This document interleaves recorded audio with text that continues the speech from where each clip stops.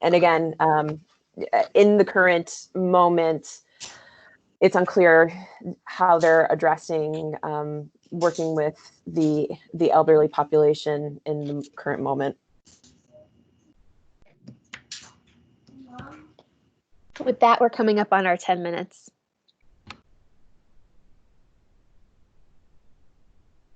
Any other comments for the good of the cause from the others who have not yet spoken?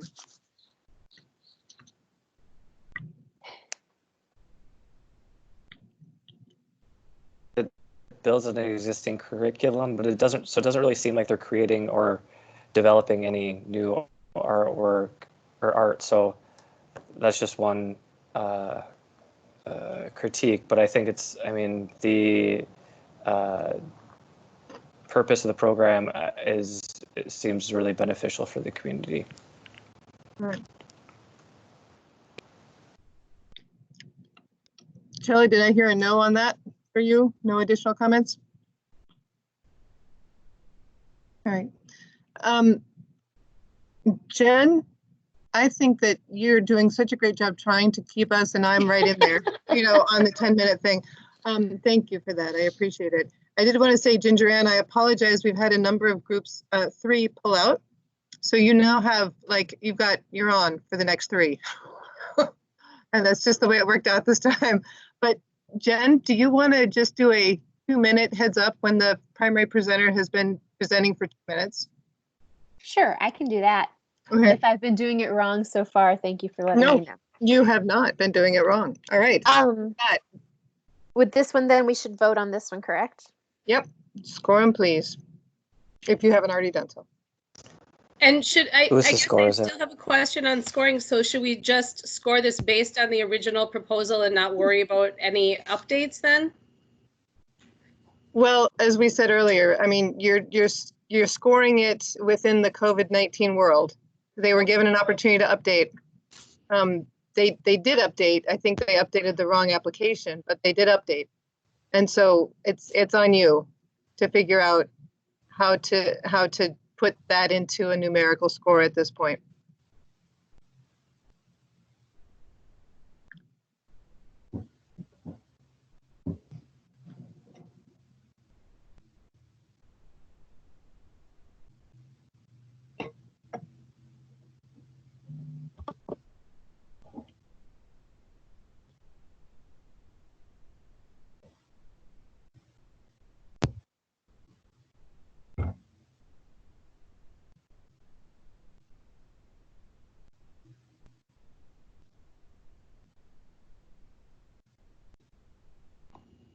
My scores are submitted.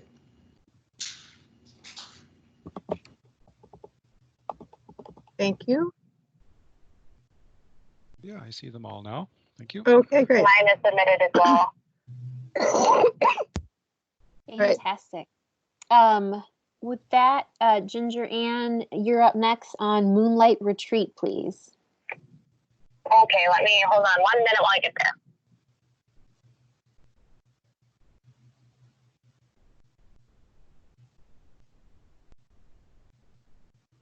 All right, so Moonlight Retreat is in Milwaukee, Wisconsin. The total budget is $15,950, and we're requesting for $5,000.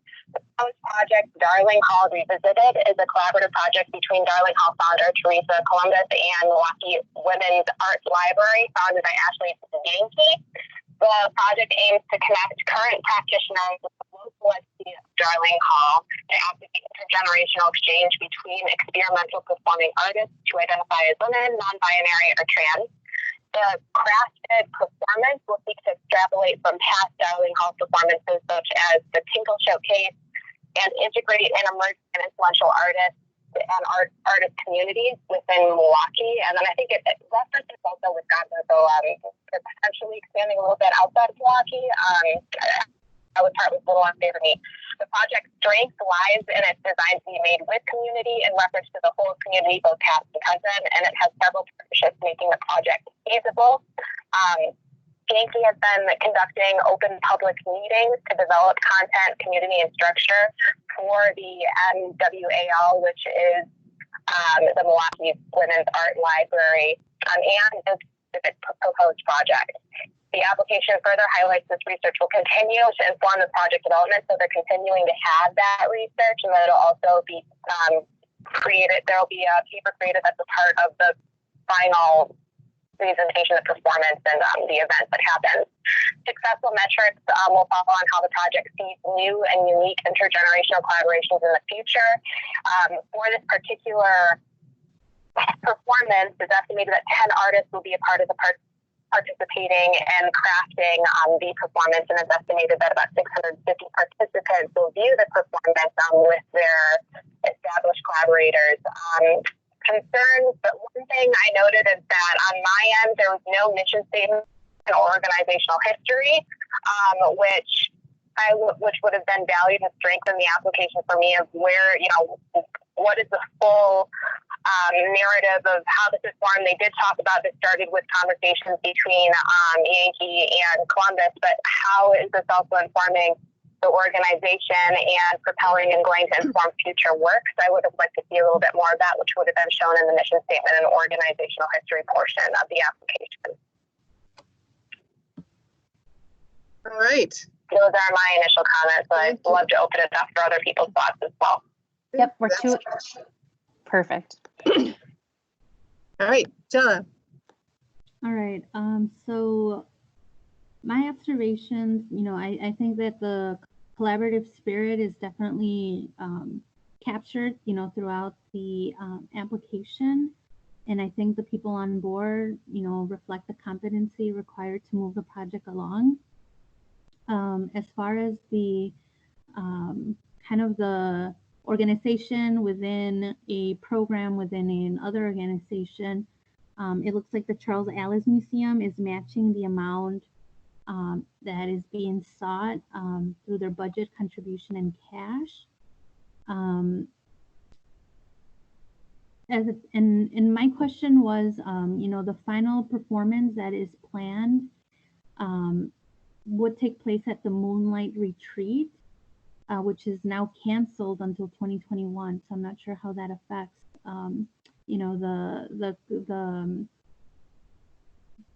like keeping the thread of the project, carried along. It does state that the retreat is open to all folks, but there is a $150 rate to participate in that. I do appreciate the structure of the project because it's intended to reach many types of artists and attendees. They're emphasizing that, through this project, they're really trying to get into the intergenerational connectedness between, older folks that have these memories of a place that was and how that can be transmitted into newer artists and inform their practice.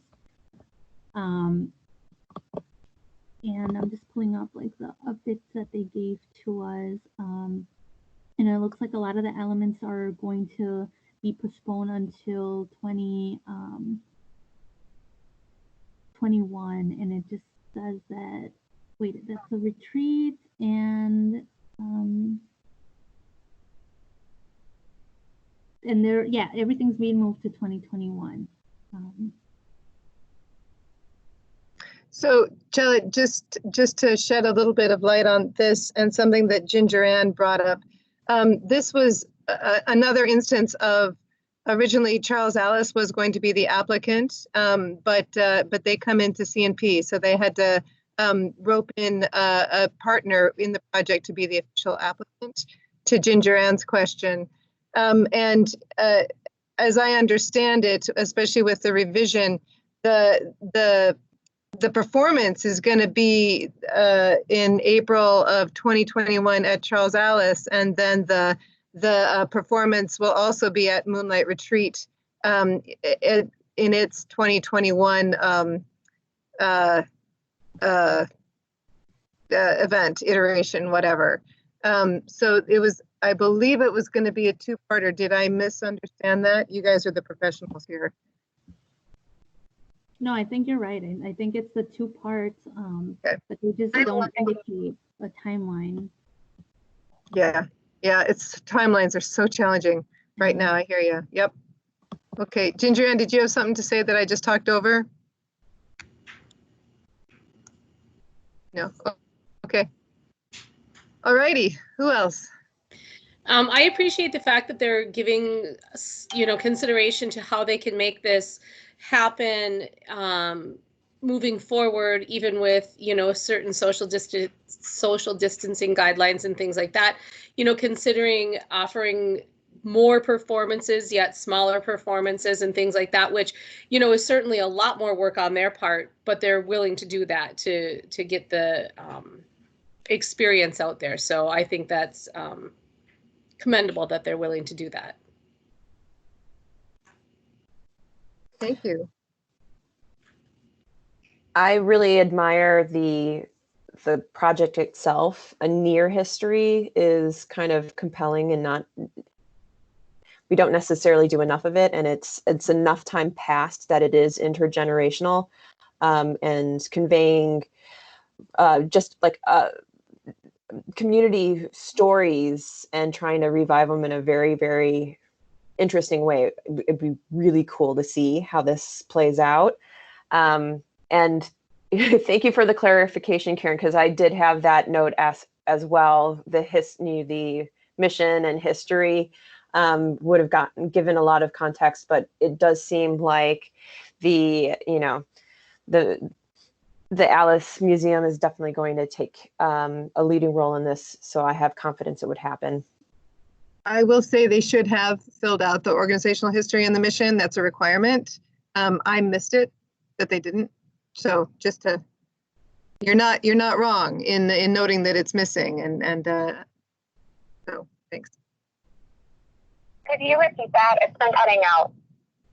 I will. Louis, do you have any additions? I was just saying that the organizational history and mission is a required part of the application. Sure. I'm not able to hear you. Is it? Go ahead, Louis. Okay, this is, I don't have much to add. I think it'd be interesting to hear more about the product of the outcome of the performances. I think the project itself is great, but I'd be curious to hear about what it looks like in this new library space, and then also maybe in the evaluation and documentation, what's the likelihood of spurring like future intergenerational collaboration. But again, that could be difficult to measure, or so that was my only not concern, but just curiosity.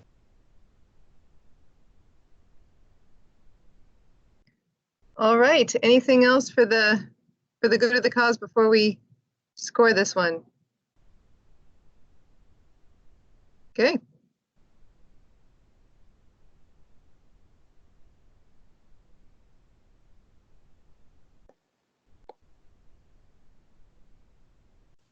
Chalice scored.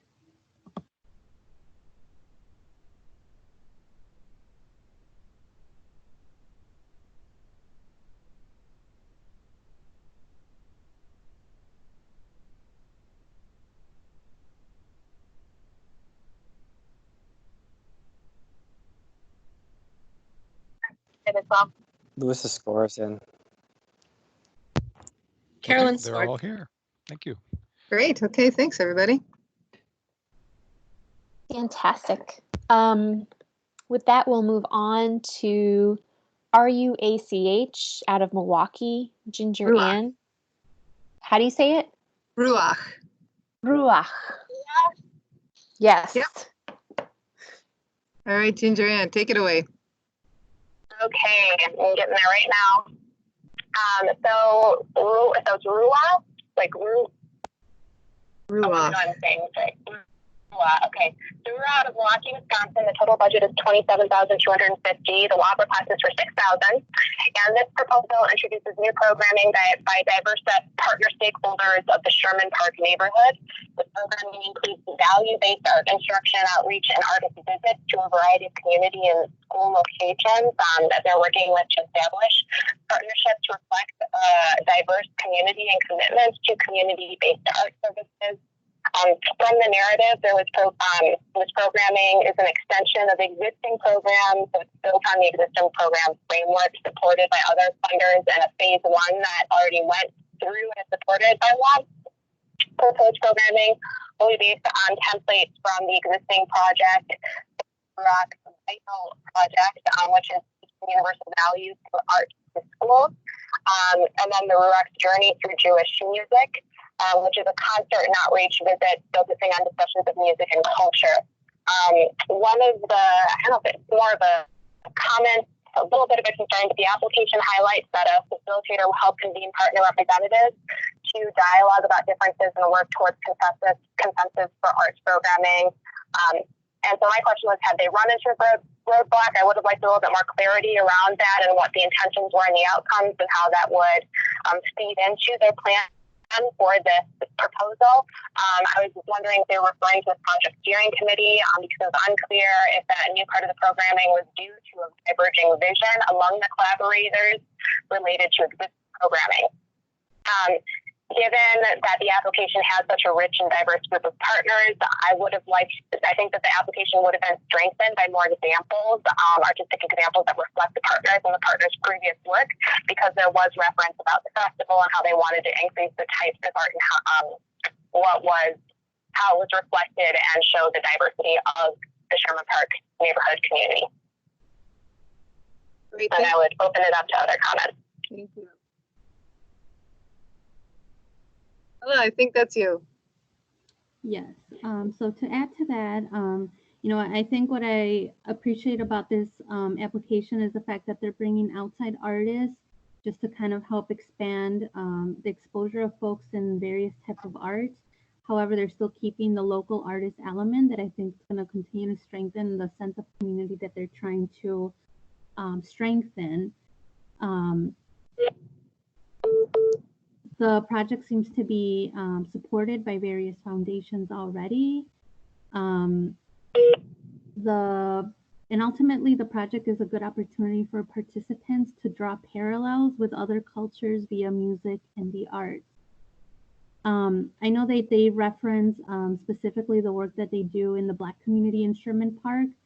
I do hope that, as the narrative is stated, that issues within the Black community, stem outside of just the unrest that happened in 2016. So maybe acknowledging, how the Black community has been impacted by systemic issues, and, the issues that they're dealing with is not just the result of what happened in 2016, but it's a bigger conversation. So I'd like to see them address that and challenge themselves in that regard. I think for me also, I would have liked to seen a little bit more of details to narrow down which laboratories they want to be done, and most importantly, how those relate to the interests of the broader community that they're trying to serve. Thank you. All right. Louis, Carolyn, or Brittany? I agree with most of what everyone has said, but one thing that I just really appreciated about the update on their application was that they're interested in, taking on or taking advantage of the virtual platform, regardless of how the year, progresses, and they look at it as, kind of a blessing in disguise. Something that I think a lot of organizations maybe never would have considered doing and now are considered doing it. So it's nice that they're taking advantage of some of the hiccups that we've all experienced and turning into something positive. So all right. One of the things that I noted, having this experience on this particular panel last year, I've been able to reference my past experience for some of these grants. And I believe last year, RUACH, I'm going to say that wrong, sorry. They did mention the tensions in Sherman Park more explicitly in either the narrative or whatever part that they were describing. And that does frame the collaborative nature in the different communities that are inside Sherman Park a little bit more, especially for people who don't live in Milwaukee. But there are a lot of elements that I definitely believe are really strong in this. All right, thank you. Yeah, Louis? this is Louis. I thought it was a strong proposal. I think it'd be nice to get more details and specific outcomes regarding community healing that they're going for in the evaluation. One thing that I thought would be interesting to sort of bridge the gap between the African or the Black community and the Jewish community would be to feature more music from Black Jewish musicians. I don't know how many there are, but I know, there are. Yeah, there are Black Jewish folks. So just to kind of show sort of and then maybe like have sort of like a reciprocity of influence of music.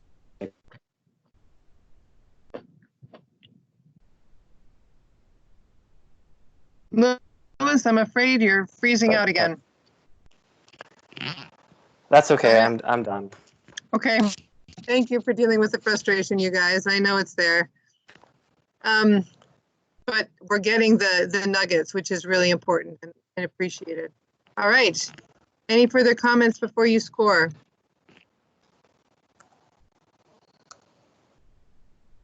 All right, please score.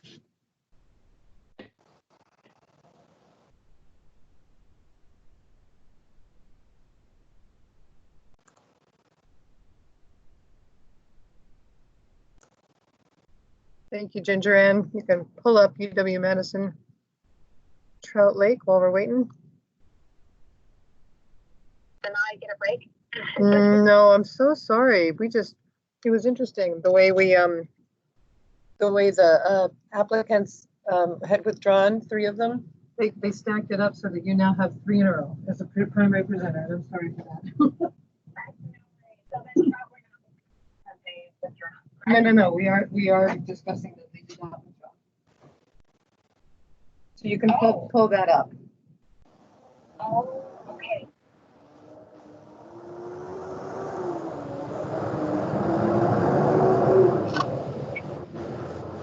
I got it wrong.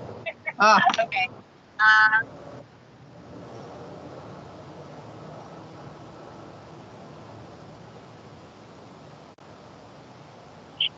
Okay, I see all the scores. Thank you.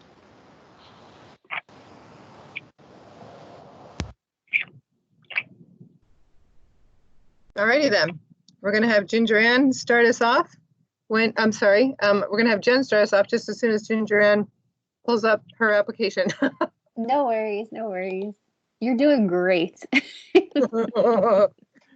I have a quick question. I see on Smart Simple Rise Up still. Should we just ignore that? Yes. Okay. So just to preface, while Gingerian is pulling it up, in case you didn't hear, next up is UW-Madison Trout Lake Station in Boulder Junction.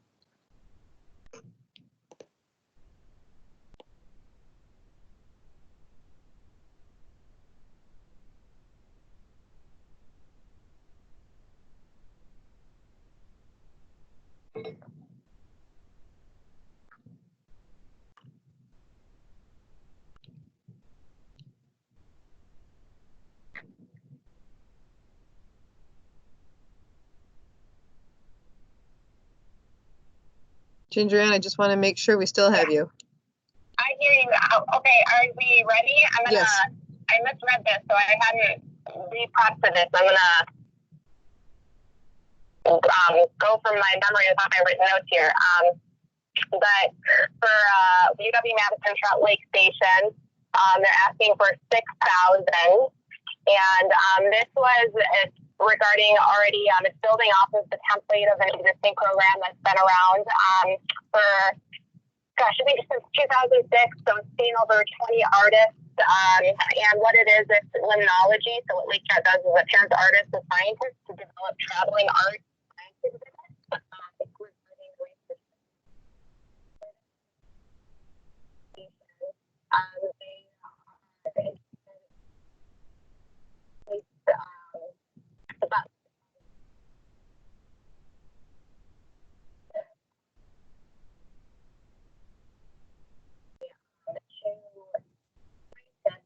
Local leaders that are protecting water, but also Native American community, and different, really being inclusive about the locational cultures and how water resources. This one, I mean, it's had an establishment of great partners, the quality of art, and how it's able to experience these new art, learn about it and art. The total budget itself is $15,000. Hey, Karen. Yeah, I'm sorry, Ginger Ann. Yeah. We can't hear. I mean, is anyone else able to hear consistently? In and out. Yeah. Okay, I'm holding it just a little bit closer. Okay. And Ginger Ann, I will look up your written stuff in Smart Simple while you're reading off what you're reading off. Oh, Okay? yeah, this isn't like the description part, so that That's part fine. won't do much for us here, unfortunately. I'm looking it up too, and that isn't. And we can, I mean, Yeah. everybody sort of, they've all read it, so you can just go straight to your strengths and weaknesses if you'd like. Yeah, so I found this has a lot of strength to it. One question that I did have, though, more of a weakness is that with the work that was provided, there is a connection to First Nation community, but it didn't really describe it. I would have liked more in the narrative what that First Nation connection is, and having even a letter of recommendation for First Nations that they're referencing for viewing the women, highlighting women in this, and having a letter of support from the community to make sure that this is also that this is being founded with community, and it's not we want to do this, so we're going to reach out to someone and ask, or it's something that the community feels strongly about it too. So that would have strengthened the application of having a letter from either the First Nation contact that they have or the people that they're thinking about highlighting.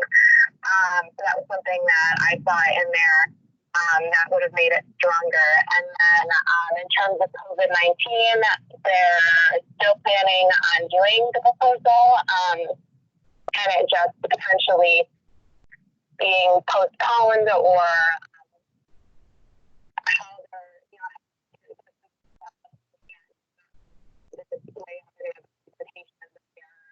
looking to make the program. All right, Brittany.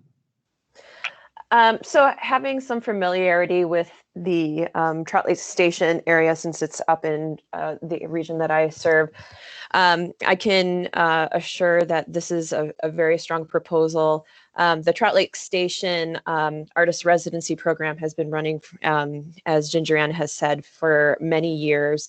The Trout Lake Station has also been working on more community outreach with their new director, Gretchen. And this is definitely one of the strong ways that they're going to be promoting that.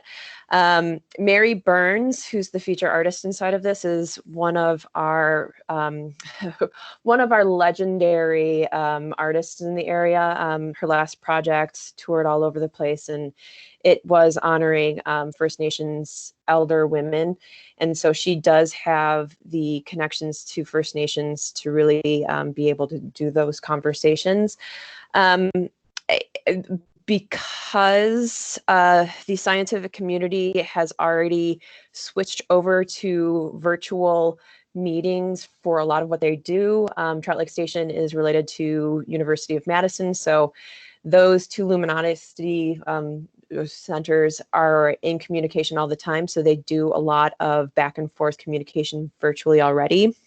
I do believe that you know, the strength of using the extension system thinking, even with just University of Wisconsin-Madison, and creating another inroad for artistic work in the area is very important. And they were bringing more community arts organizations to the table inside of this, which is something that's new for the Trout Lake Station, but not for the artists involved. So there are a lot of strengths inside of this.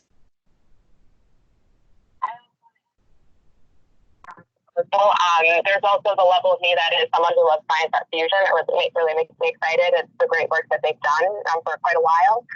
The one thing, and I just want to add and give a little bit of context for having a First Nation person, that is the contact for this, or also who are the identified people they want to highlight, is that there has been a lot of conversations around First Nations in general. I'm someone who is also identifies as First Nation on the level of when we're added to a project and being a part of the conversation. And then there are some cultures where that the whole is recognized versus an individual. That being a very Western perspective. And so that's where, from that side of me, just looking culturally, this is a great application, but that would have made it stronger of having that letter of support, having that front and center of how that relationship was fostered. That's an awesome point. Thank you. Thank you. Alrighty, Carolyn or Lewis or Chella? I have nothing. I don't really have anything to add other than, what everybody already said, but I put in my notes that just I appreciate the visibility of the project, and the project has strong cultural value. So. All right, thank you. Lewis? Yeah, the only comments, I thought it was good. Things I would suggest are just having some more specifics in the evaluation. And then more like amateur art education or creation involved. But yeah, that's my only suggestions. Okay, thank you. All right, then please score, everyone.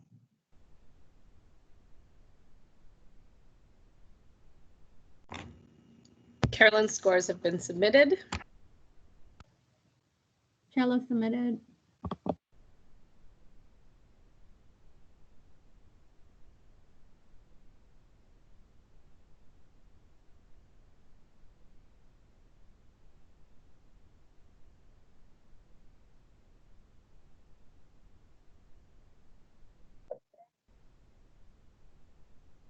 Nope, you're fine.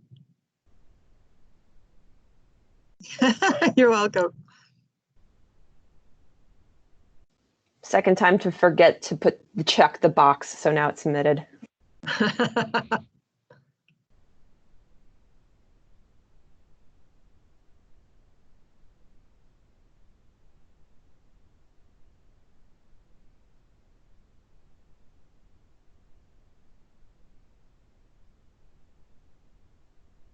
Dale, is that everyone?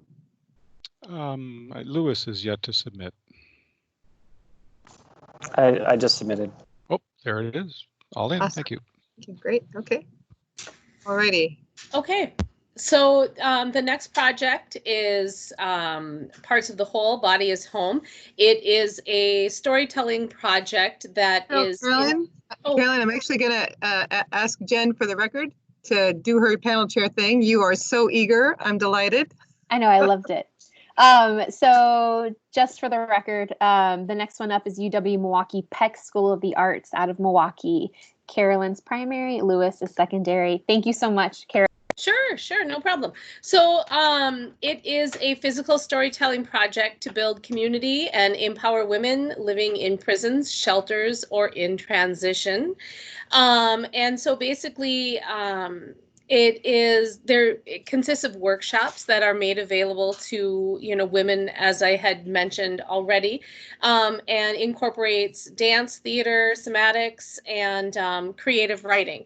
And so basically it just allows them alternatives for self-expression and creative ways to express themselves, tell their story, and just to kind of rebuild their self-esteem and use different methods to develop trust and empathy between individuals.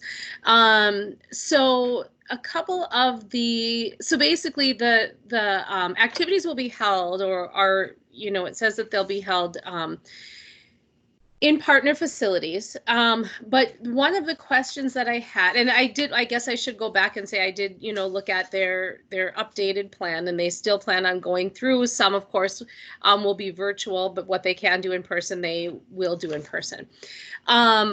So I think the strength of this project certainly is that it has the potential to make a significant impact on the lives of the workshop participants. And this is a model that has been done and proven in other states. So that's good that it's, you know, it's been built on an existing model. Some of the questions that I had, though, it states that there were probably, let's see, five or six places that they were intending to hold the workshops or have the project. But on the initial application, it only really had one confirmed location, two that had been contacted, but never, at least in the application, it didn't say whether they had been confirmed. And then two more sites that it didn't state if they had been even contacted, let alone confirmed. So according to this application, there was really only one confirmed site for this to take place, which was the Milwaukee Secure Detention Facility, which, you know, of course, would still be helpful to women who are currently incarcerated, but as far as reaching youth or women in transition, I'm not sure what the outcome of that was. And then the only other question that I had was, since the program says that it's focused on women and women's correctional facilities and transition locations, it talked about holding the program in juvenile detention facilities. And so I was just wondering, I didn't find any information on whether the program would only be offered to girls in those detention facilities, or if it was open to just youth in general, because it only specified youth detention facilities. So that's it.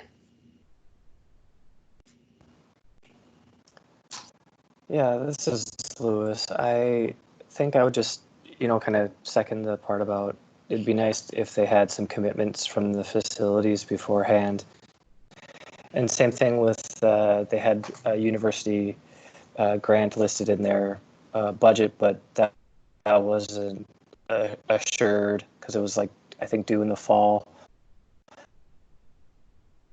But yeah, it's annual with all the, you know, trying to coordinate all the different schedules. I like their safe space approach of having only the participants and selected invitees involved in the process. But I'm hoping that they can collaborate to share their work with the broader community.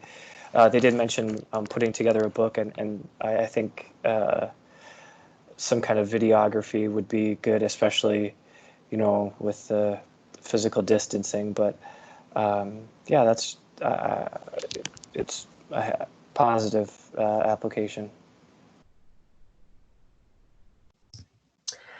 This is Brittany. I trust that the lead artist has somatic work, but the level of trauma for a lot of people who are justice involved has to be kind of taken into the central design of things. And I'm not confident that they're using methodologies that are in other places. So I think I put in here, so generative somatics is probably more appropriate than dancerly somatics. And Gibney Dance in New York City has a program that is really great explaining somatic sensitivities for people who are dealing with those things. So, so for me, in the read of this, even the work samples were telling me that the lead artist was really looking in the lens of stage performance and contact improvisation. And there's a certain sensitivity that people who are always in contact with each other as dancers, that's very different from regular people. So I would have liked to have seen references to more generative somatics and some training modules for the lead artist and some of the TAs who are going to be involved with this. That was my big concern as well with this. Is I think that there's some great opportunity here, but the account of people's sensitivities and the difference, and specifically how that can manifest. We want to make sure that this is something that will be a positive experience for people instead of creating more trauma. Brittany, would you please put in your comments a resource for this applicant to go to or to take a look, just in case they don't have access to that? Yep, I did. You did, of course you did. Thank you. All right, thank you. Who else would like to add in here? I mean, this is Chella. I think I felt some of that reservation in terms of, you know, what is the capacity that has been built for the folks that are going to be in the front lines working with these very, you know, impacted populations, and like, is you know, are the tools being provided? And if they are, I would have liked to seen those explicitly detailed in the narrative. It does state that it is a pilot program, so I know that there's probably a lot of pieces that are still being figured out as it goes. Because even they weren't sure if it was going to be a 6 or 8 week session, but obviously things are now changing with, you know, social distancing orders. I appreciate the timeline that they did provide, because it gave you an opportunity to look at kind of what their priorities were as they were kind of envisioning and structuring this new program. But you know, the fact that it's supported by the Peck School of the Arts, I think really speaks to the high caliber of the artistry. But I do think it's important for us to keep in mind, you know, just the resources that are being provided not only to the folks receiving the programming, but the folks that are also, you know, giving the programming. Thank you all. Sounds like you're ready to go ahead and score unless there are any further comments. Okay.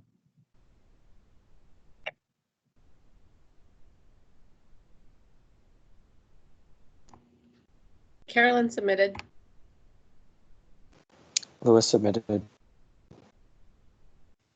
Chela submitted.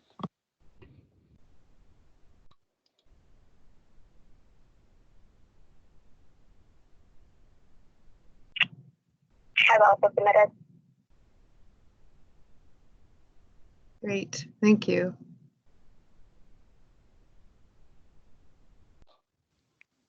Done. All right. Okay, I see them all. Thank you. Excellent. All right. With that, we're bringing it home. We have the Wormfarm Institute out of Reedsburg.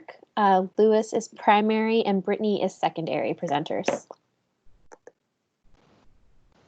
That's very fortunate, because this was like the last one I did and lost all the comments that I had saved for it. But I'll be depending on my secondary presenter. This is of the county. it's like that goes between working farmlands and sort of ephemeral artwork, using farm materials, poetry, and then like roadside performances. So it's kind of road-based tour, yeah, I guess. Let's see. I think there were a fair amount of partners and in participation of this, and there's a good amount of collaboration. I don't recall much about the documentation and evaluation, but I did get to save my additional comments. I thought the narratives were well put together and organized. It was fairly good, but yeah, I'm sorry I lost my comments. I can jump in and help, no problem. So Wormfarm Institute, this is part of their Fall Fermentation Fest, which has been split into 2 cycles at this point. This would be their self-guided detour. So it's all outdoor. It will largely still take place. And this is a new route for them. It's an expansion of their route. And so one of the things that I admire about Wormfarm Institute is their careful understanding of input and dialogue. So in their narrative, they do talk about how they are engaging with a new partner, and I will pull that up really quickly for evaluation. Creating a storytelling aspect and capturing of all of that information. They do a very good job of creating feedback loops as an organization, and this is just another level to it. I'm just making sure that those are local voices. They're noting that the partnership with the Local Voices Network is better than we expected as we shift relatively easily to Zoom. So they'll be continuing that. I would say by far that was the strongest proposal that had evaluation baked into it. I think the Wormfarm Institute is a very strong statewide arts organization, and it's very interesting how they've been able to grow their program, split it and shift it, and have a lot of different programs underneath it, like the Urban Rural Flow program, the Wormfarm Institute itself, but they've continually grown and grown year after year. And then that reminded me of something, and maybe Brittany can correct me if I'm wrong or add on to it. But one of the things I felt with the project and proposal was that the attitude was kind of more, if you build it, they will come, rather than talking about that urban outreach. So yeah, that was my only, I guess, concern with the sort of promotion and outreach. But yeah, I did see the mention of the urban rural flow, but I didn't get too much in depth. Yeah, I think this, the way that the programs for the Wormfarm Institute and Fermentation Fest, there's a stacking system, and they do an amazing job of talking about fermentation and the zest underneath it, and that growth as a model for artistic expression, but also understanding the closed loop nature of how urban or rural communities are closer than we imagine. But yeah, I could see in a read of this, perhaps not understanding that the detour is meant to be site specific and temporary. That might be the read. The only thing that I have to add is, if I were an individual not familiar with this tour. One thing that would have been helpful to help me understand what it is to see like a video presentation or like a little video tour of previous events. But either way, I think it was great. So. Bella or Ginger? I guess for me, they mentioned the issues that farmers are dealing with in regards to, mental health issues and suicide in the narrative, but I never saw it again. I don't know if I missed it. So I'm just wondering, other than inserting that for shock factor in terms of a need for those narratives to. Breaking out, or is that Chella. Hello? Can you hear me? I'm sorry, go ahead. I'm sorry, go ahead, Chella. I just really want to see that fleshed out further throughout the project so that it's not just a sentence in a narrative, because it's an important detail. Thank you. All right, I think we've heard from everybody but Ginger Ann, who I have just lost, and I'm calling back. We'll see whether I can get her. Yep, here she is. All right, welcome back. It is your turn to comment. Chella, correct me if I'm wrong, but she was noting that a reference to a high rate of farmer suicide injected without a lot more information or context was a little jarring, and it would have been helpful to have had more information related to that piece of this particular puzzle. Are you ready to share your comments too? Yeah, well, that was one question I had, and then also more of a narrative of what, how that connected to some of the work that they were doing. I thought that the other than that was a little bit of I wanted more context with that. I did believe that the proposal is strong on what it plans to do and how it's bringing people to a rural area and creating place for art space that we don't typically think of for art. That's the strengths. Yeah. Okay. All right. Other comments? Are you ready to score? All right. Please score.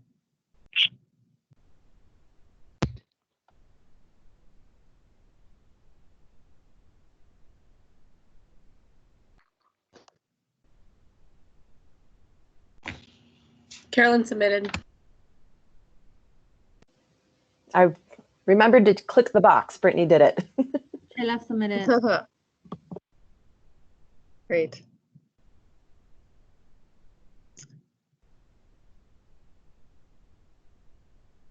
While we are waiting for all submissions to come in, I will say a huge thank you to you all for this piece of it, which was long and intense and drawn out and extended by a month and all of that stuff.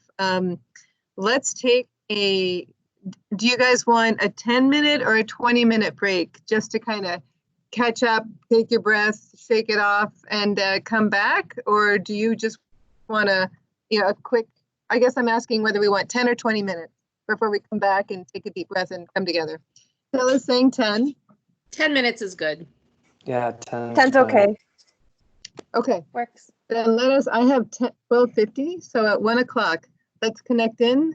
Dale will hopefully be able to show us what we've done, and then we'll go from there. Great. See you then.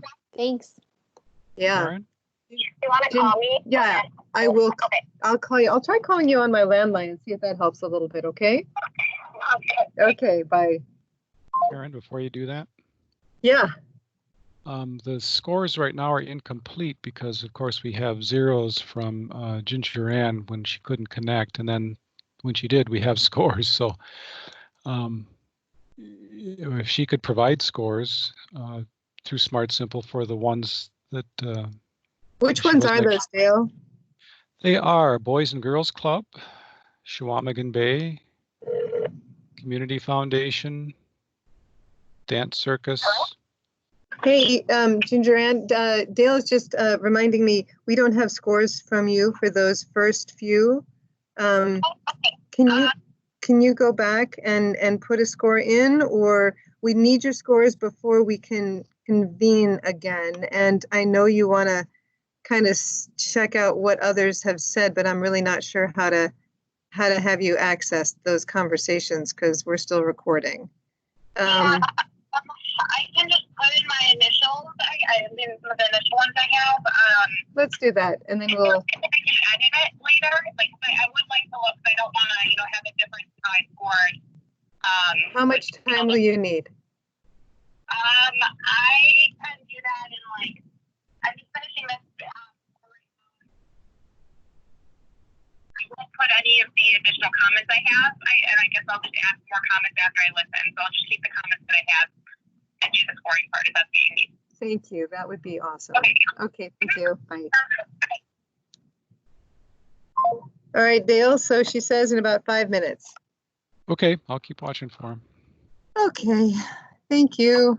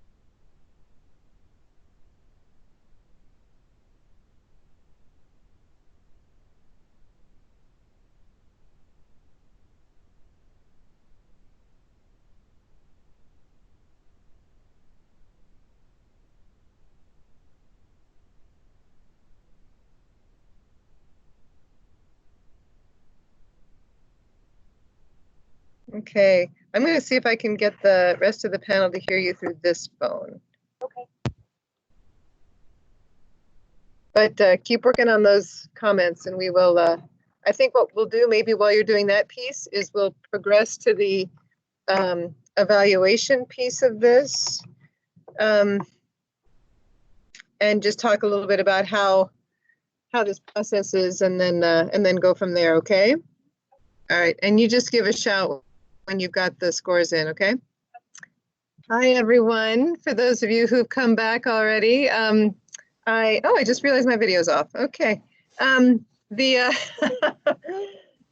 Ginger Ann is doing her level best and being amazing at putting in her scores from the earlier applications at the top of the day that we were discussing. So she is in the process of finishing that piece, and until she finishes that piece, we won't be able to, of course, take a look at scores and the rank and everything, but that should happen fairly quickly if technology allows her to stick those scores in and submit them in good time. So why don't we, I just want to make sure we're all gathered here again. I see Chella, I see Carolyn and Brittany. I've got Ginger Ann on the phone. Louis, are you here?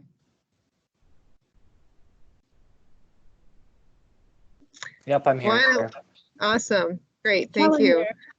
And Jen, do we have you? If we have you, you're muted. Here I am. Sorry, I had to unmute. Okay. That's okay. I totally get that. So, would you be comfortable, Madam Panel Chair, in having us kind of do start the evaluation piece of how the day went and all that stuff? We can wait to talk about trends within the applications after we see the scores. But would you be willing to have us begin that process since we're all together again? Yes, that sounds excellent. Okay. So you guys are all pioneers.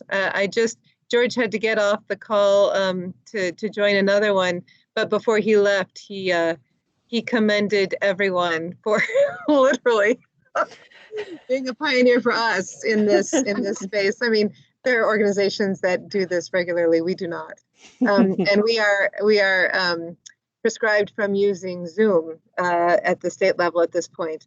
And so this really is brand new for not just us as a state agency, but I think any other state agency in Wisconsin using Microsoft Teams. So any comments you want to share in the spirit of evaluation would be welcome. And yeah, any thoughts, not just about the technology, but just this has been a weird one. I mean, we were going to meet on April 16th. And then we didn't because there was this pandemic thing, which has affected everybody on so many levels. You guys absolutely included as you're wrestling with your lives and your work and your communities and this. So I'm going to stop talking and just welcome any thoughts that you guys want to share along any of those lines right now.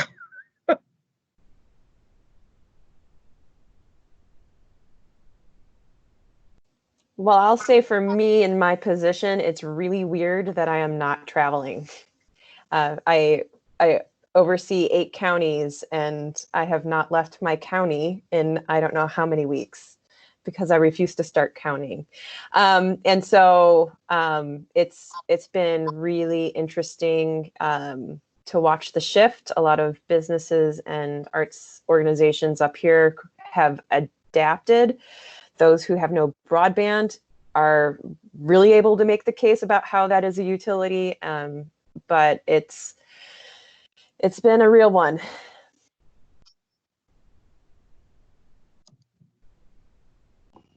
So I certainly appreciate and enjoy in-person meetings so much more than I do Zoom meetings or virtual meetings. But with that being said, this certainly one thing that I've learned over the course of several weeks of, doing this is it certainly has created a window of opportunity to really start to think about different ways of doing things, ways to save money, and ways to, I mean, even this, I mean, we were planning on getting together, but as we've learned very quickly that it is possible to do things this way. So, I prefer that personal contact, don't get me wrong, but it's certainly opened my eyes to other possibilities, and just understanding that things are not impossible if we can't be together. So that's a positive to move forward, because you might be able to have people sit on committees or boards like this that might not otherwise have had the opportunity to do so. Right. Yeah. This is Lewis. Have you used the Smart Simple platform before?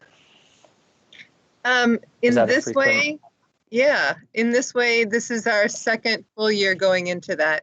So last year's Creative Communities panel was the first. They were the pioneers on that platform for us. Brittany, you were there. I think it was a bit daunting in the sense that the way it was laid out, some of the narratives could have been more bite-sized, I think.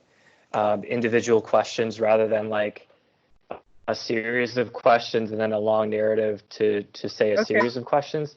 And then with the evaluations too, I felt like I had to hop around between each evaluation point, like especially when it came to the organizational and budget, like those were in two different sections in the application. The evaluation was in two different sections.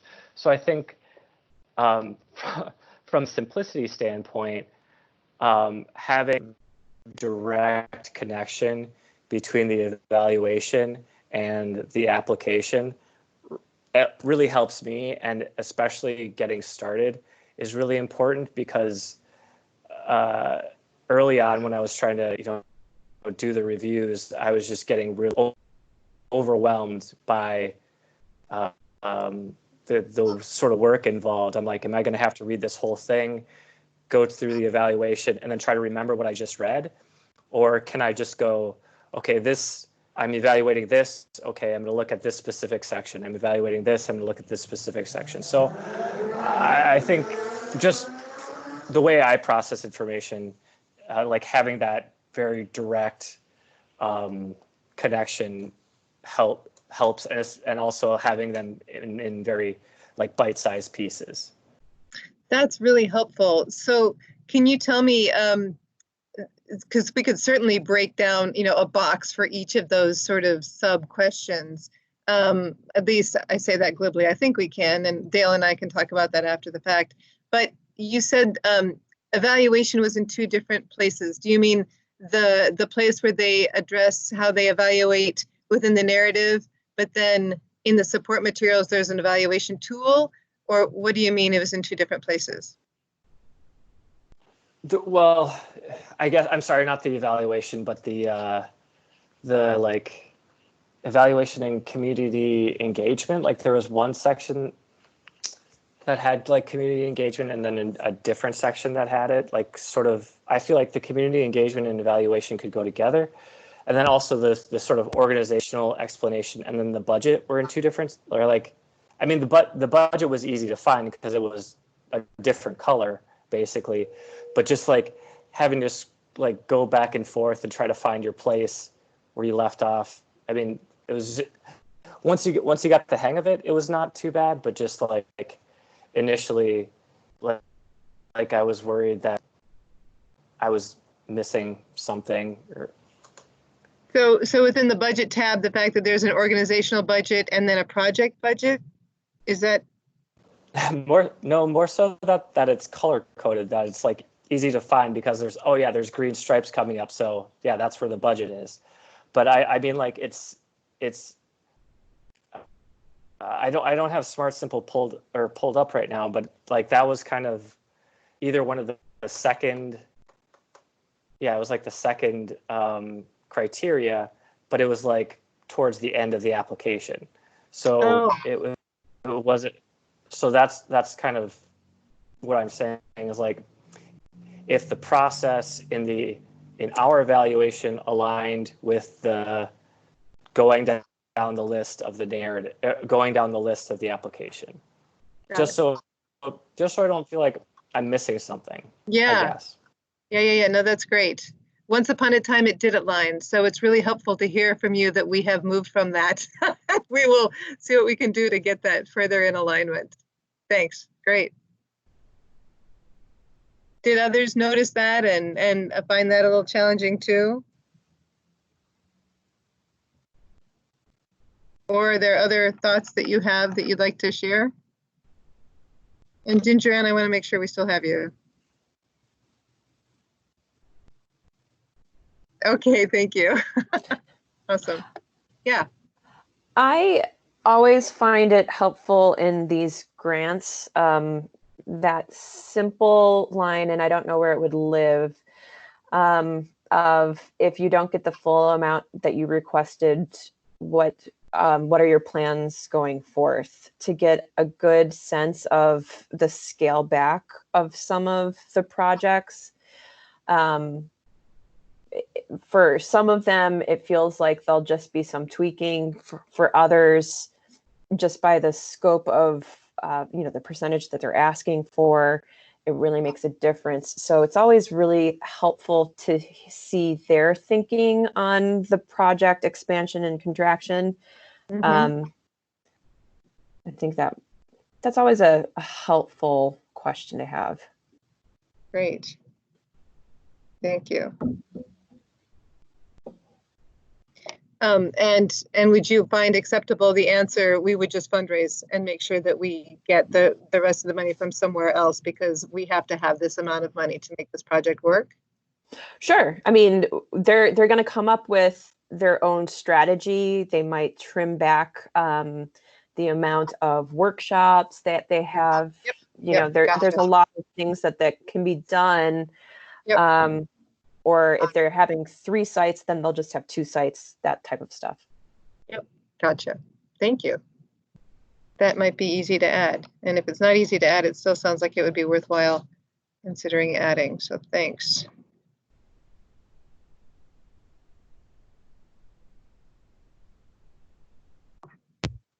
What else related to this phase 1, phase 2? Were you surprised that some dropped out? Were you surprised that more didn't drop out, given everything going on? Anything that I guess I'm moving us now into that question of trends. And I think I'll continue leading you into that area while we wait for the comments to get averaged here by Dale. I was surprised that the lacrosse one dropped out. I felt like that wasn't really Thanks. one that needed a lot of, or that didn't have people in close quarters. There was some classroom aspect to it, but yeah, from my experience of their previous Here project, that was a bit surprising, and I was a little bit disappointed too with the Rise Up one that they dropped out, because that would have been, I mean, I really like public murals, so that was a bit of a bummer. It was interesting to me that all 3 that dropped out said we'll be back, but our plates are full. We got a lot going on. Yeah. Yep. Other thoughts about? Yeah.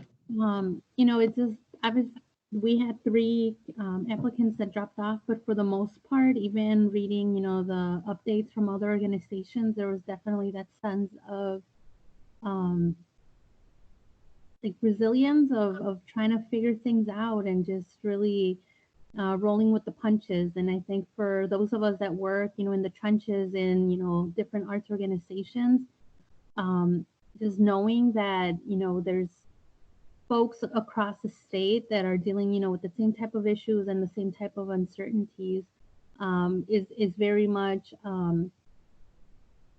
like a bonding experience in a weird way that, we are living through very unprecedented times. So you know, even the role of us as, you know, the folks who get to, you know, dip into what these organizations are thinking and creating. I think that really gives us an idea of, you know, the possibilities that lay there despite, you know, the current challenges.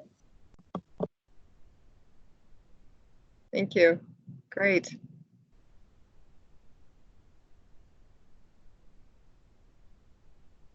Any other thoughts to add? No is perfectly fine. It's been a long morning, but a really good one. I mean, I guess I have a little bit of a question, and I sort of related this to in some of my comments. The first one was like how, for the creative community aspect of it, how much of it is specific to the geographic location, or how much weight should that be in the judging criteria? And then the other one was like, there are really good applications for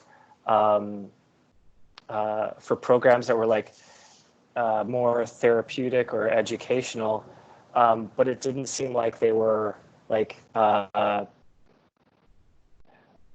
don't know what the word, how to say it, but just like making art for like for a wider audience, or continuing like the production of art.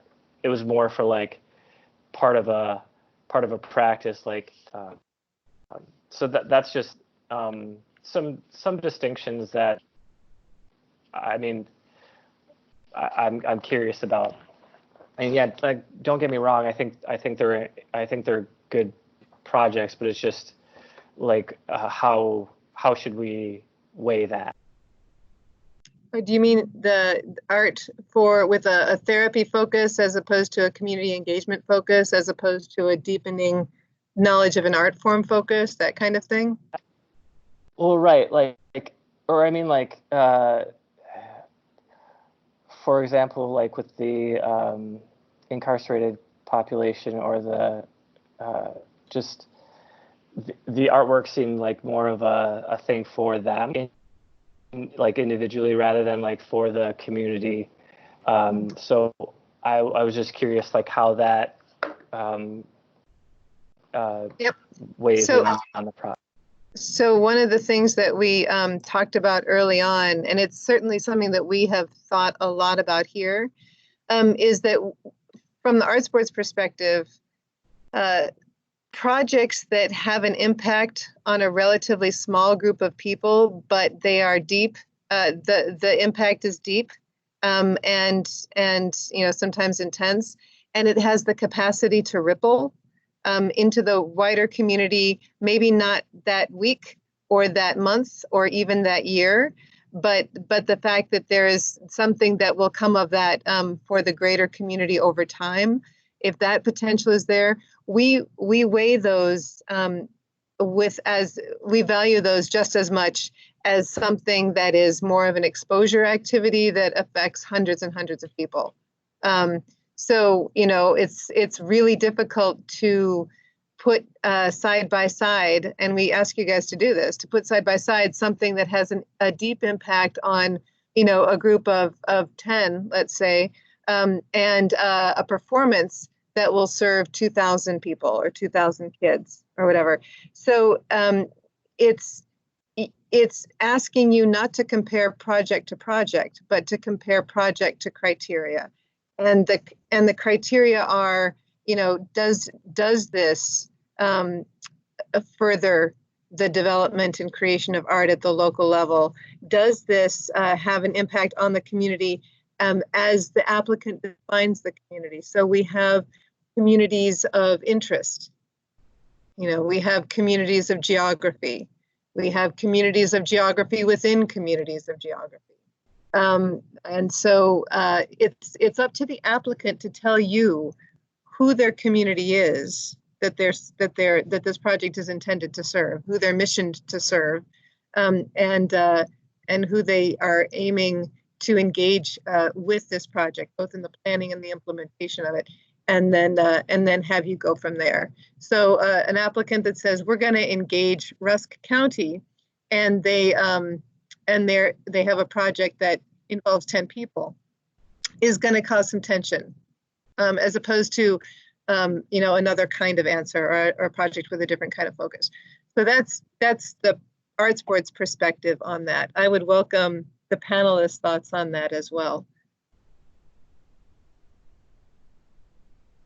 Or just or tired, just show us the scores. Understood. Okay. Hey, Dale, can you hear me? I can. How are we doing? I With the just scores. finished. Yeah, I was getting ready to email them to everybody. Is that a good way, or would you like me to just share the screen? Share your screen. Please share your screen. That would be awesome. All righty. Oh, Ginger, but would you please email it to Ginger Ann, who was not seeing the screen? Good point. Sweet, she's just sitting there quietly. It's a great reveal. She's not saying anything. All right, yes. Get it to Ginger Ann, and then please share your screen. Thank you. You're all going to get it since I already had the email ready. Hold on Awesome. And then if you would share your screen anyway, that would be great.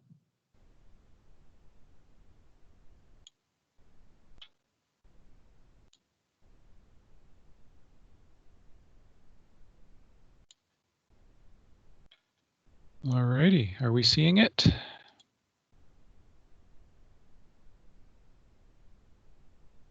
Now we are. I am. You guys? Okay. All right, so let's take a moment and just kind of peruse that list. Take a look at what you have wrought.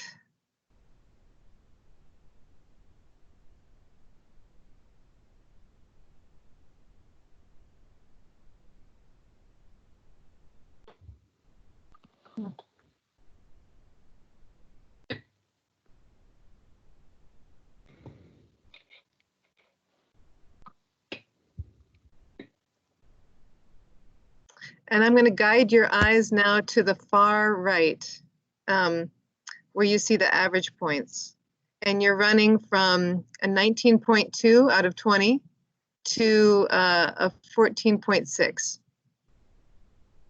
And so you can look within there and say, all of these seem to be really strong. Or you can look between there and say, even though there's a lot of strength here, it seems that there are some logical score breaks around at which we could set the floor. So is there a place where you see and you look and you say, there was a break in the quality of the application or the level of concern we had about a specific project between one application and the next? And so we feel comfortable setting the floor here and not recommending funding for the organization or organizations beneath that floor. I think, yeah, I'm going to let you guys look at this, and then someone can suggest or propose where you would set the floor, whether that's, the floor beneath number 18, saying you'd recommend funding them all, or if you'd recommend setting the floor higher than that. I will tell you that it is the Arts Board's practice to run a formula for the applications that you recommend, so that it is rare that an applicant will receive everything that they ask for, but those at the very top will receive the maximum, the highest percentage of what they request within the amount of money that we have to distribute among the applications that you are recommending for funding. So another way to say that is Ex Fabula would get the highest percentage of its request, and the one that's at the very floor that you set would get the lowest percentage of their request, which might still be significant. We don't give grants that are below 1,500, just so you know that.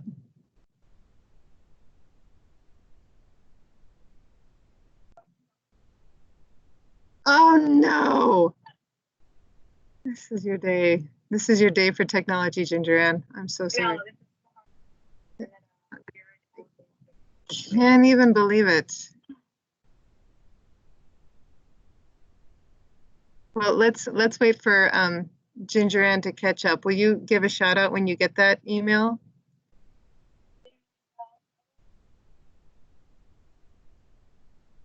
Okay.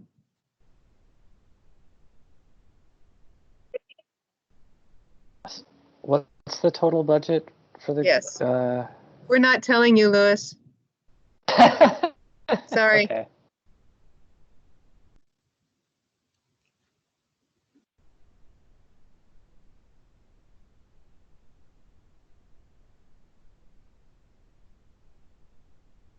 You can assume, if you wish, that we have more than enough money to fund them all, if that would be helpful. I'm not saying we do, but if that would be helpful to just kind of remove that onus. Ginger Ann, I am texting you the picture that I took. You're welcome.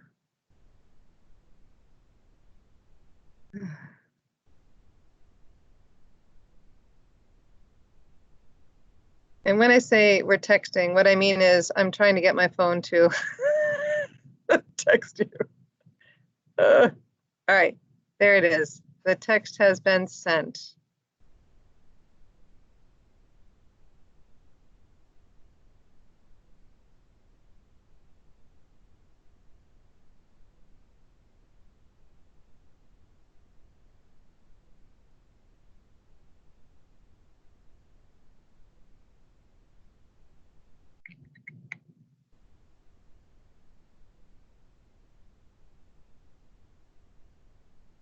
And our next step is to have one of the five of you say, to start the conversation, I would suggest that we place the floor here. And then the others can say up or down or whatever. All right. Nate? My approach is just simply based on greatest difference between scores. So the biggest difference or jump is between that 18.4 and that 18, which is 6 and 7. It's actually 0.4, and the biggest one is between 14.6 and 15.6. Or 15.6 and, yeah. Yep. Is it So, but I'm sorry, but a little bigger? But you were suggesting setting the floor between 5 and 6? Between or 7 and 6? 6 and 7. Okay. So there's a 4-point change there, and there's a 4-point change on the one below that. Right? Yes. 0.4. So right where the 0.4 begins. So there's a 0.4 difference between 17.6 and 18? Yep. Okay, and that's where you're suggesting starting the conversation? Just to start the conversation, yes. All righty. Go ahead. I was thinking a little bit lower on the list. For me, somewhere between 17.6 and 16.8, the quality of the applications starts to change. Karen, is it appropriate to ask how many people on average get awarded grants per year in this category? You know, it really depends, Okay. but it is not unusual for this category to support 20 applications. It's also supported less. We had a low number coming in, and I think it's as the Smart Simple, reality hit, and people were like, "Whoa, that's an intimidating process. We're not used to it yet." And then you guys culled a number from the phase 1 to phase 2, and invited them to apply. And I think all but 2 took up your invitation to apply in February. That you invited, and then 3 dropped out since then.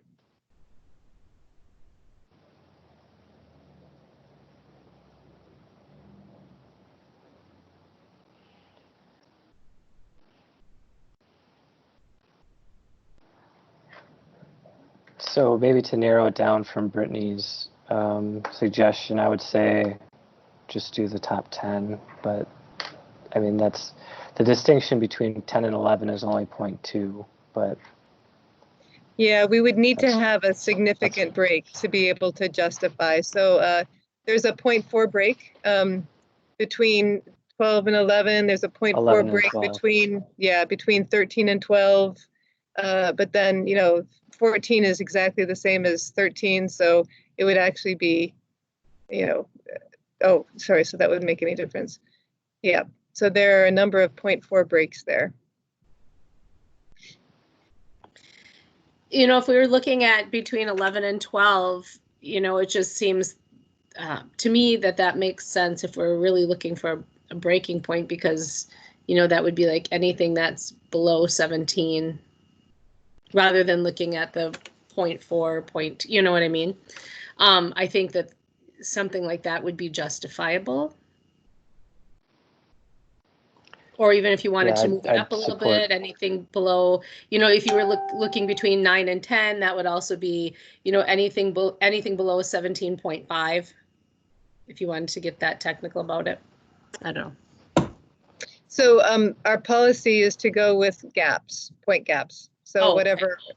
So the numbers don't make as much difference as your read of quality between applications. And what your average tells me is that you see some gaps, some differences in quality at different tiers on this list, which is what you're supposed to do. So as you look over to the left and see and kind of remember what those applications were, sometimes it's helpful to panels to say, okay, what was that project? Oh, there was real strong merit there, or yeah, I think that one really was challenged, and that might help you decide where you will set the break today. Ginger Ann, have you had a chance to look at the picture yet? Yeah. Great. So just to, so it looks like this particular panel of 5 has created a number of 0.4 point breaks within this list. Sometimes there's really gigantic breaks, and sometimes there's itty bitty little breaks. It depends on the panel and the set of applications.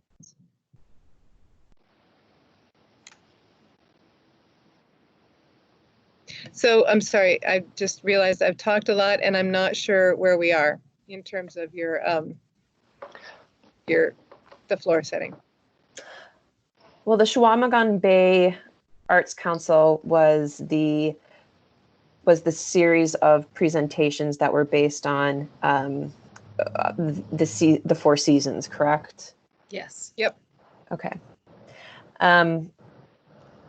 And so at 11 versus 12, that's one of the 0.4 breaks. Right. I definitely personally feel like that is one of the quality breaks for me. So that's a point that I'm comfortable with making that decision, but for other people, love to hear. Okay. Yeah, this is Lewis. I'd support that. I support that as well. I support that as well. Joanne, what do you think?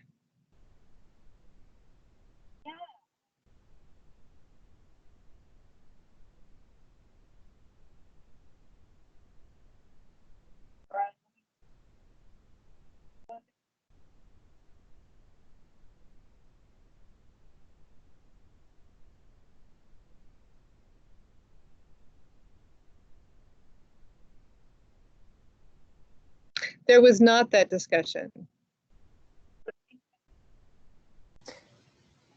Can you repeat what she said? Because I couldn't necessarily hear. Yep, I will. I'm just going to have her synopsize so that I can do it well. Can you say again, Ginger Ann?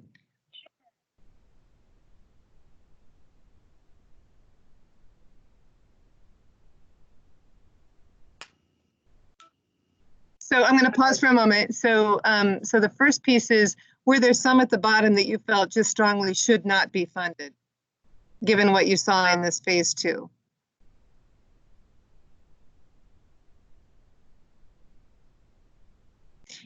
And we did not have that conversation. We went straight to the point breaks on that list on the right, and noted where there were breaks of 0.4, which sort of indicates a difference in the quality of the application or project or level of concern or whatever.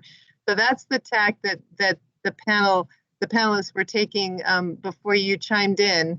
And it sounds like you would like to have the panelists as a panel kind of look and just see at those lower ranked applications. Are there some that you feel just are not deserving of a grant at this time?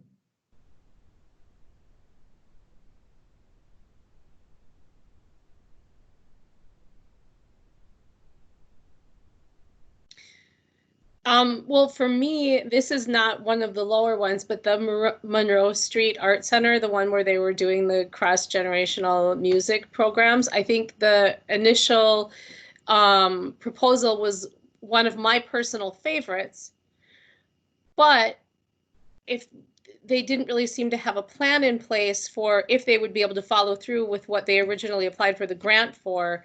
So I think that one is questionable, only because if they were to receive the money, I just don't know how they would use it, and it wasn't made clear how they would use it.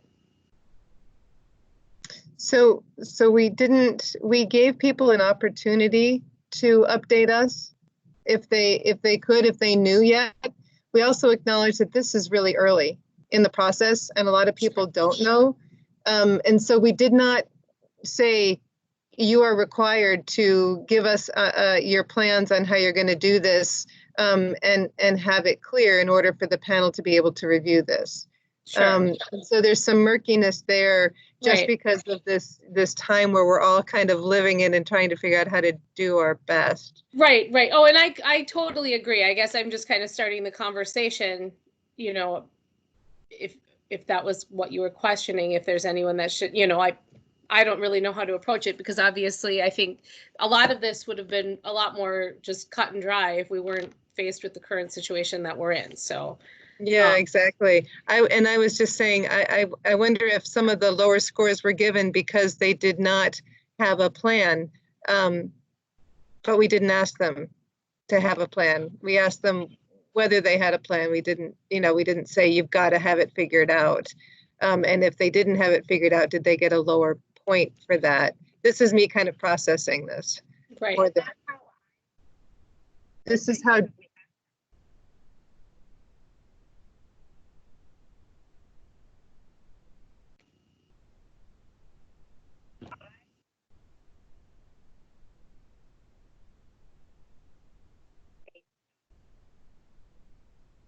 All right, so Ginger Ann has just proposed putting the floor at the very bottom, below 18.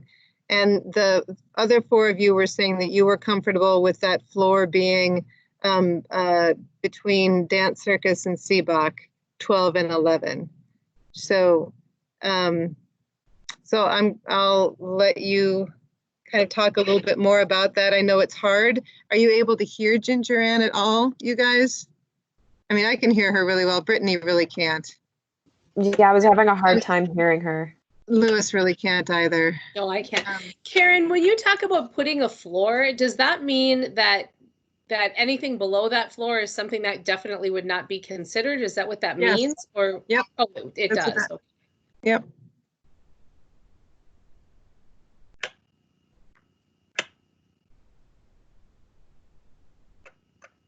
So if I'm recalling the conversation correctly, you had some significant concerns with some of those lower ranked applications.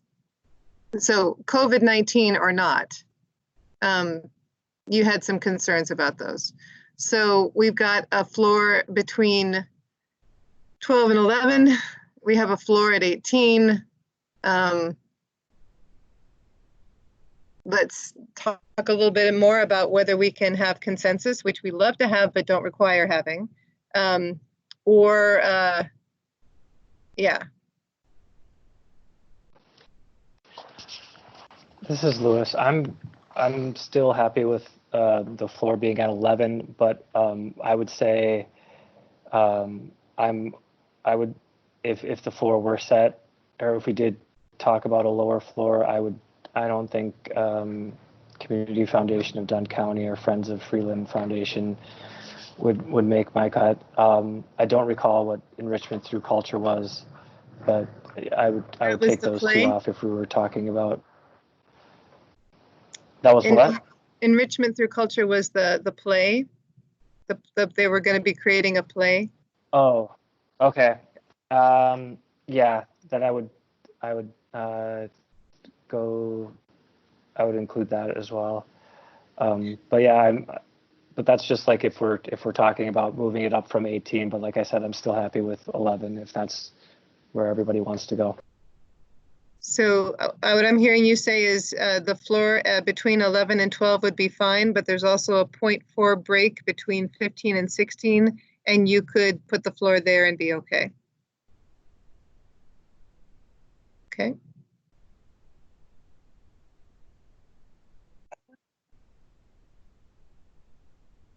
Ginger Ann is echoing that and feels comfortable with that. I agree. I'm fine with the between 11 and 12 too. You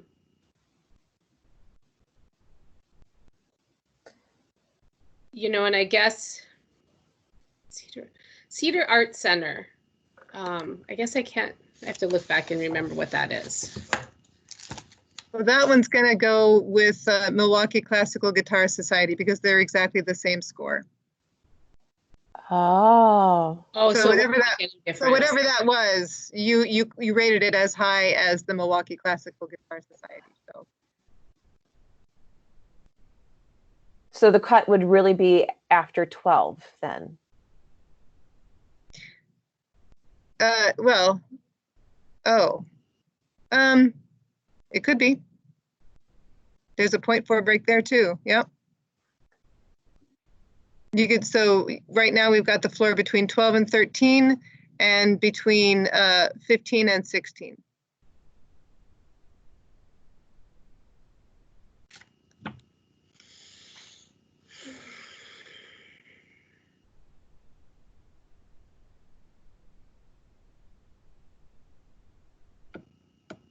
So you three gray areas, it sounds like, are Cedar Center Arts, Milwaukee Classical Guitar Society, and the Monroe Street Art Center. So those are the three, it sounds like, that are in question. Is that a fair synopsis? Yes. Okay.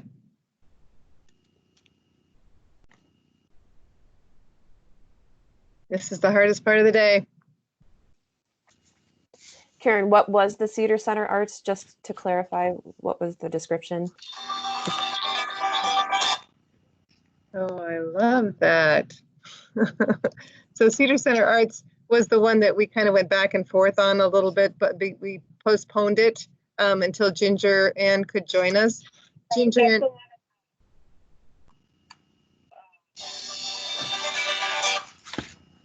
The multi-what, Ginger Ann? Mixed art center, so Green Bay mixed art show, partnering with Art Garage and that kind of thing. Does that remind you, Carolyn, or do you need to look back? Yeah, I think so. Current and released prisoners working on art for an art show.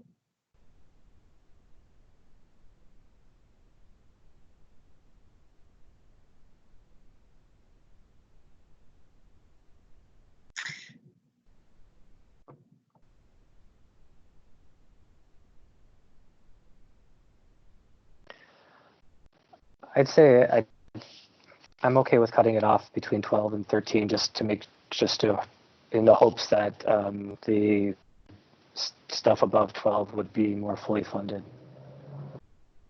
Okay. So putting the floor between 12 and 13. Are the rest of you comfortable with that?